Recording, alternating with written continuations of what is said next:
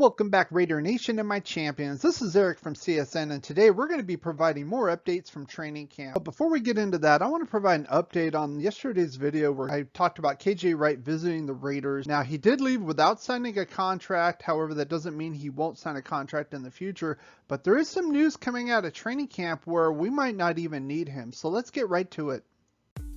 Let's first start with injuries, and the one I want to talk about is the one everybody's talking about, and that of course is Jalen Richard, who suffered a foot injury and is out indefinitely. And a lot of people are saying that this is going to be the last time we're going to see him in a Raider uniform, and I have to agree with that. And there's a number of reasons why. Number one, of course, we signed Kenyon Drake in the offseason to a 2-year, $11 million deal to be the number 2 running back.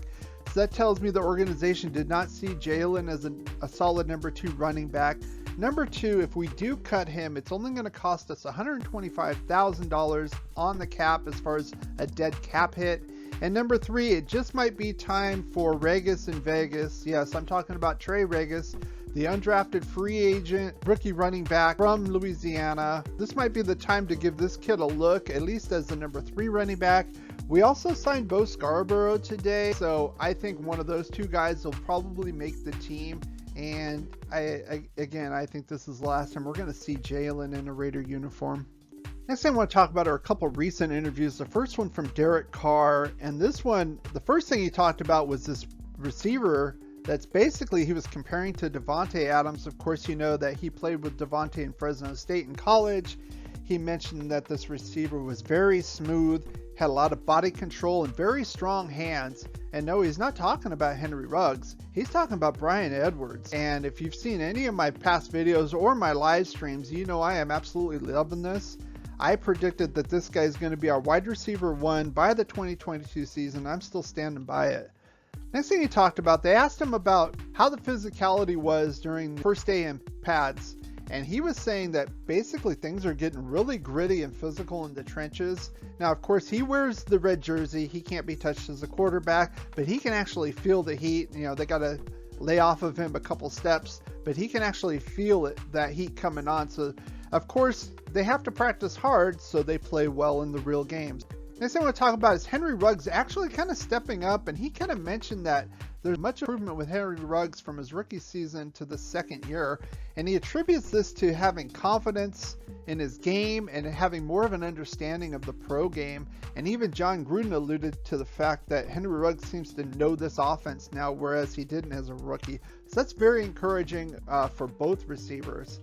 And the last thing he talked about, he gave a lot of props to Trayvon Merrick. He was saying that basically you can usually kind of pick on rookie free safeties, but this guy's a little bit different, and he was covering Hunter Renfrow like a blanket in drills, so he's very impressed with him. And that kind of goes along the lines of what we talked about before with Merrick. Everybody's kind of impressed with him, and I think it was a great steal in the second round to get this guy.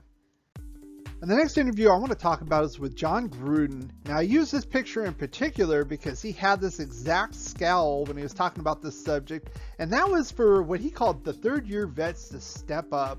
And he named Cleve Farrell, Max Crosby, and Jonathan Abram in particular when he talked about this. And I'd have to agree with him. You know, it's time to step up. It's your third year, and I do believe that they will step up. Next thing he talked about was a particular player being the strength of this team, and that was Josh Jacobs. And I love this picture where he's trucking this Atlanta Falcon, even though he did get some bullshit roughing call on it. But he did temper this with, he kind of talked about his injury history, and that kind of goes along the lines of the reasoning that I thought we got Kenyon Drake in here, who could be a viable lead running back if we need to, and that's going to be a committee situation there between the two, and to help take that load off of Josh. Next thing he talked about was using particular schemes and what he called an auto roll. And this is basically a modified outside linebacker, a Sam type linebacker in certain schemes. And he was talking about a certain player that's been very impressive during this camp, and that is Tanner Muse.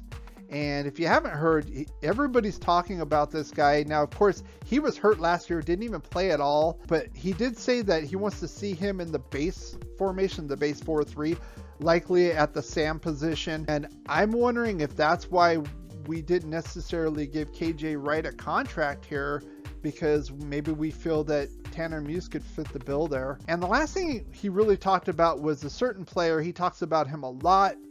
He said he leads the team in effort. When he gets to the performance center, this guy's Carr is already there. He's already working out exceptional strength and conditioning, and he just wants to keep going and going, and that is no other than Max Crosby. And it's very encouraging to hear. Obviously, he came off of a 7-sack season last year, and that was with a busted shoulder he was playing through.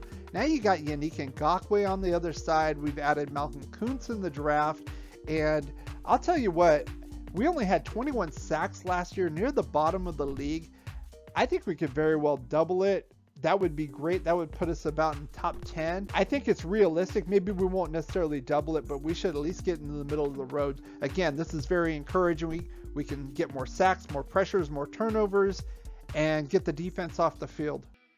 This video was brought to you by Chucky's Protein Powder. Your likes and subscribes. If you have any comments, put them in the section below. I read every comment, and if I've had enough tequila, I'll probably respond to your comments as well. If you want to catch up to our previous videos or our playlists, they're right here. Thank you for watching and supporting this channel, and as always, go Raiders.